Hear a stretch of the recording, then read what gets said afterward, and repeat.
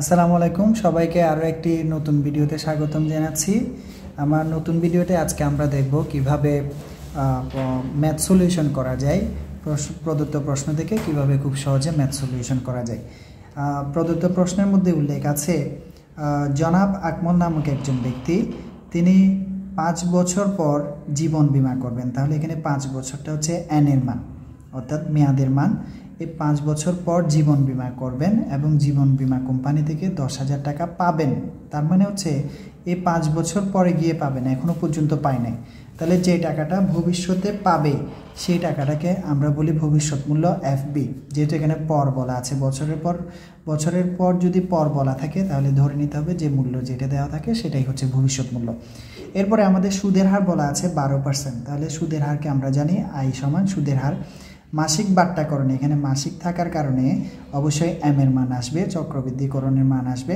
তাহলে এখানে মাসিক বাট্টাকরণে এই মাসিক বোঝালে তখন এম এর মান সমান 12 ধরতে হয়। এই বাট্টাকরণ মানে হচ্ছে আমরা জানি ভবিষ্যতে প্রাপ্ত অর্থের বর্তমান মূল্য বের করাকে বাট্টাকরণ বলে। সুতরাং ওনারা বলছে যদি মাসিক অর্থাৎ সুদটা যদি প্রত্যেক মাসে দেওয়া হয়, 12 বার দেওয়া হয় এক বছরে, তাহলে এটাকে বাট্টাকরণ করা হলে উক্ত টাকার বর্তমান মূল্য কত। তাহলে এখানে বর্তমান মূল্য এটা সমান আমরা জানি পিবি। তাহলে এটা করার সময় আমাদেরকে প্রথমে এক পাশে দেওয়া আছে দিয়ে আমাদেরকে মানগুলা লিপিবদ্ধ করে ফেলতে হবে।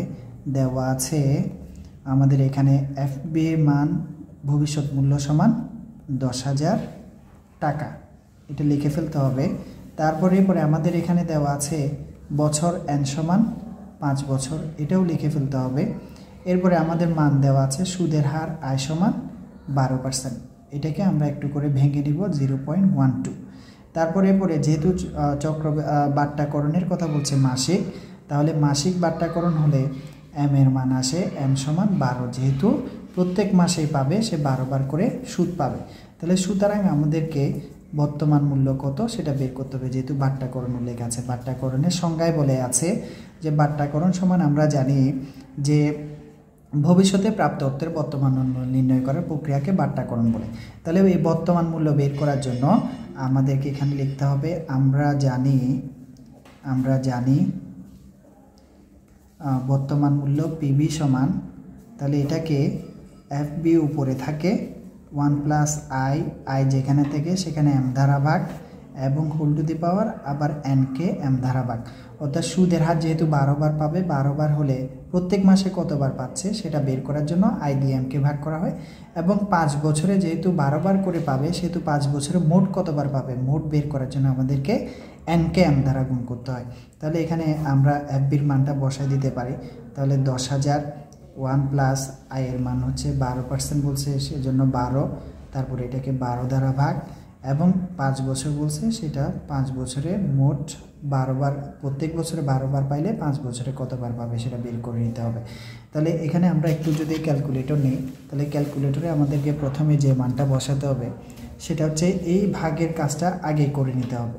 এটা যদি আগে করে নিই তাহলে আমাদের জন্য মান বের করা খুব সহজ হবে। ক্যালকুলেটরে একটা ক্লিক করলে সেখান থেকে আমরা মোটামুটি মান বের করে ফেলতে পারবো। তাহলে প্রথম ব্র্যাকেটের ভাগের কাজটা করে নিই। 0.12 ভাগ 12 সমান দিলাম, সমান দিয়ে মানটা আসছে, যোগ এটার সাথে 1 লিখলাম, লিখে ফেললাম।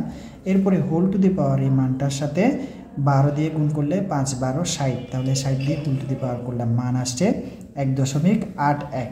অর্থাৎ নিচের মান হচ্ছে 1.81। তাহলে আমি এখানে লিখতে পারি 10,000 উপরে লিখলাম, তারপরে 1.817, অর্থাৎ আমি 3 ঘর পর্যন্ত নিলাম। আগের ঘরটা যেহেতু 5 বা 5-এর অধিক হয় সেজন্য আগে 1 যোগ করে নিলাম। তাহলে এবার এটাকে ভাগ করার জন্য আমাকে কাটতে হবে না, যতটুকু আছে এতটুকু রেখে দিব। রেখে দেওয়ার পর আমি কি করব, উপরে 10,000 সংখ্যাটা লিখব, 10,000। এরপরে ভাগ আনসার সমান দিলেই আমার মানটা বের হয়ে যাবে 5,504 টাকা। তাহলে আমি খুব সহজে এখান থেকে ক্যালকুলেটরে একটা ক্লিকের মাধ্যমে আমি খুব সহজে 10,000 টাকা ভবিষ্যতে যে টাকাটা পাবো সেই টাকাটা 12% 12 বার করে প্রত্যেক মাসে সুদ দিলে তাহলে সে মূল্যটা বর্তমানে হবে 5,504 টাকা।